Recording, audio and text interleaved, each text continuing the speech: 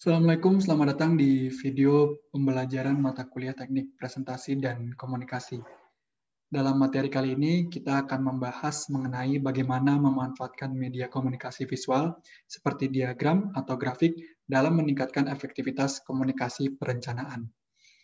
Di mana perlu diketahui bahwa setiap jenis grafik atau diagram memiliki karakteristik tersendiri dalam menunjukkan informasi. Sehingga kita perlu memastikan informasi apa yang ingin kita sampaikan karena akan sangat menentukan jenis diagram atau grafik yang akan kita gunakan.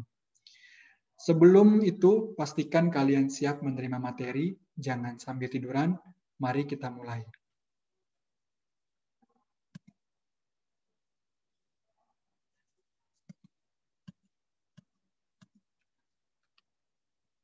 Dalam memahami bagaimana memilih grafik, ada beberapa pertanyaan yang bisa kita jawab untuk mempermudah hal tersebut. Pertama, apa hal penting atau prioritas yang ingin kita sampaikan? Tidak bisa kita ingin menjelaskan banyak hal, tentunya akan menyulitkan target komunikasi kita. Dari hal penting tersebut, tentunya harus ada poin menarik yang ingin kita emphasize pada target, yang biasanya merupakan informasi baru yang memunculkan, oh iya, respon dari target. Oh iya ya. Tidak bisa menentukan alternatif atau beberapa opsi grafik sebelum menentukan mana yang paling tepat akan kita gunakan.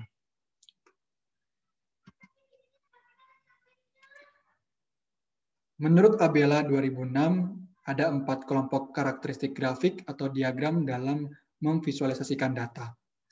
Yang pertama, diagram untuk menunjukkan komparasi atau membandingkan objek dengan objek lainnya, seperti yang di bagian atas.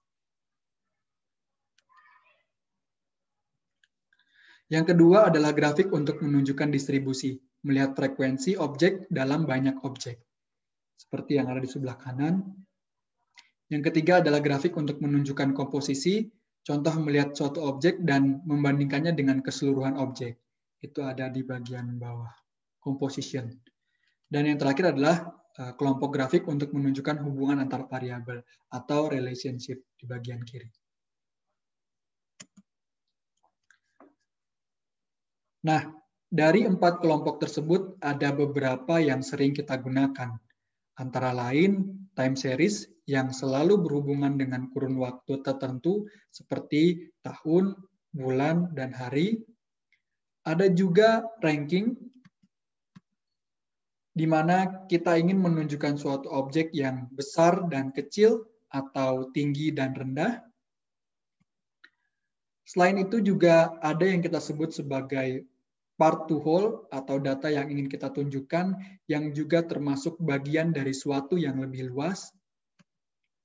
Ada juga deviasi terkait dengan perbedaan yang signifikan dari data satu dengan data lainnya. Lalu distribusi terkait dengan membandingkan banyak data.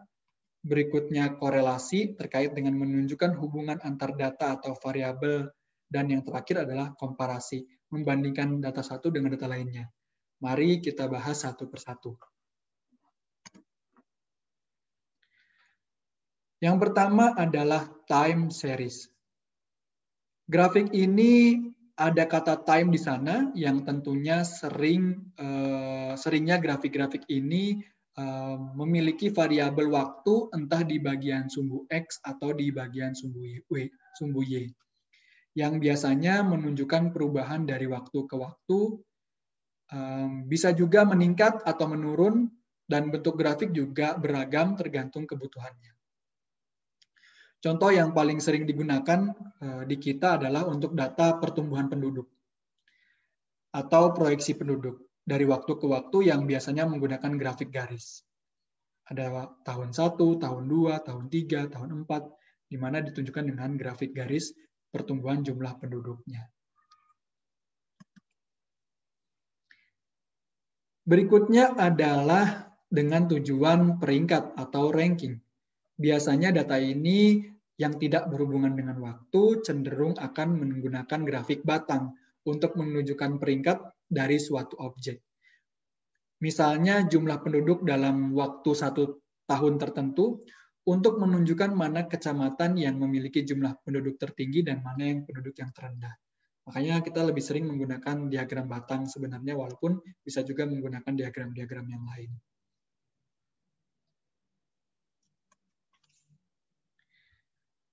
Selanjutnya adalah part to whole, sebagian dari keseluruhan. Biasanya tujuan grafik ini berhubungan dengan proporsi atau komposisi yang paling sering kita gunakan, seperti persentase antara jumlah pria dan wanita dalam suatu daerah, kabupaten, kota, atau kecamatan. Biasanya kita lebih sering menggunakan grafik lingkaran yang merupakan grafik paling sederhana untuk tujuan ini. Kita coba lihat selanjutnya. Nah, seperti ini grafik lingkaran. Namun ada hal lain yang perlu kita pastikan kembali. Hindari membuat pembaca semakin bingung dengan penggunaan warna yang terlalu banyak, seperti pada slide yang di sebelah kanan atas. Ingat lagi bahwa the simplicity is rich, jadi gunakan warna atau simbol sesuai dengan kebutuhan.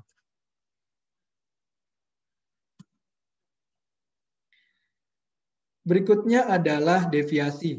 Tujuan ini biasanya lebih advance dari yang sudah kita jelaskan sebelumnya, di mana biasanya kita memadukan beberapa grafik menjadi satu untuk menunjukkan kondisi deviasi yang signifikan. Paling sering kita gunakan tujuan deviasi ini adalah pada saat kita menggunakan nilai rata-rata untuk menunjukkan kondisi objek lainnya. Misalnya, data jumlah penduduk berdasarkan penghasilan per kecamatan. Kita bandingkan dengan rata-rata penghasilan total suatu kabupaten. Jadi misalnya ada grafik garis satu ini yang kita sebut sebagai grafik rata-rata penghasilan, nanti didukung dengan grafik rata-rata penghasilan, grafik penghasilan kecamatan A, kecamatan B, kecamatan C, sehingga kita bisa menunjukkan bagaimana perbedaan antar data.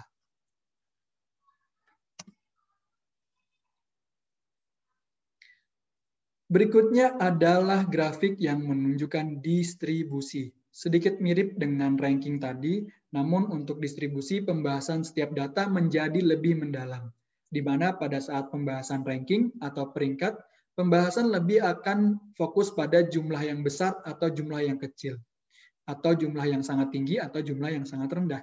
Namun untuk distribusi, pembahasan menjadi lebih menyeluruh, hingga mengikut sertakan variabel-variabel lain termasuk variabel lokasi. Misalnya pembahasan mengenai data jumlah penduduk Kota Bandung, di mana penduduk tertinggi ada di pusat kota. Tapi yang menarik, kita juga bisa membahas terkait dengan jumlah penduduk di timur Bandung yang terus juga bertambah dan cukup tinggi, mengingat distribusi kawasan permukiman yang banyak di Bandung Timur. Kebanyakan kita akan menggunakan grafik peta sebenarnya pada tujuan distribusi ini. Nah, korelasi.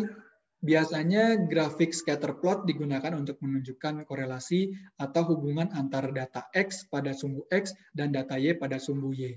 Misal, hubungan antara penghasilan dan pengeluaran. Jika penghasilan meningkat, maka pengeluaran juga begitu. Poin atau titik pada grafik ini mewakili setiap orang atau narasumber serta responden yang menjadi acuan data dalam grafik tersebut. Yang biasanya kita asumsikan ada responden 1, 2, 3, 4, sampai responden 10. Di mana kalau semakin besar penghasilannya, penghasilan 1, penghasilan 2, penghasilan 3 juta misalnya, maka pengeluaran juga begitu. Pengeluaran menjadi 500.000, 1 juta, 1,5 juta.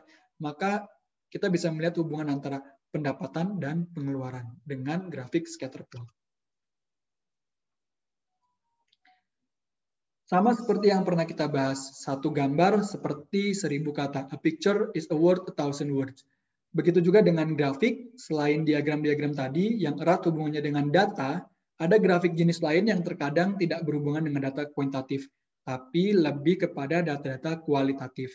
Seperti grafik skema, ilustrasi, dan flowchart, serta foto adalah grafik yang paling tepat kita gunakan untuk data-data yang bersifat kualitatif seperti fenomena, peristiwa.